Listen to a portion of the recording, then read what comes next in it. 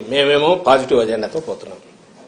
జగన్మోహన్ రెడ్డి గారు ఇలాంటి పొద్దుబోని మాటలు కానీ, లేకుంటే ఉబుసుపోక మాటలు కానీ, లేకుంటే ఫ్యాక్ట్స్ చేతిలో లేకుండా నోటికొచ్చిన మాట కానీ ఎప్పుడన్నా చేశారా? రాష్ట్ర ప్రజలు ఇది చూస్తున్నారు, అది చూస్తున్నారు, మీ మీడియా కూడా చూస్తోందిగా, ఇది చూస్తున్నారు.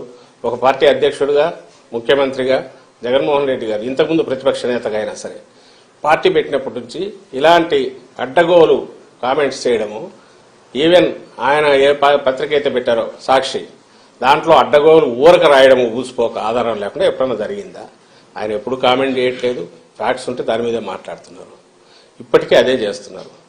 వీళ్ళు ఎప్పుడూ కూడా తండ్రి కొడుకులు, వాళ్ళ టీం కింద ఎవరో కార్యకర్తలు కాదు, వీళ్ళే ముందుండి అబద్ధాలను వండడము, ట్విట్టర్ ప్లాట్ఫామ్ గానో ఇంకో దాంట్లోనో ఇంటర్నెట్లోనో రోజు ఊకదంపుడు, మరుసటి రోజు అబద్ధం అని వెళ్ళాక చేతులు దులుపుకొని దాన్ని పట్టించుకోకుండా వాళ్ళం. మీకు 100,000 కనపడతాయి.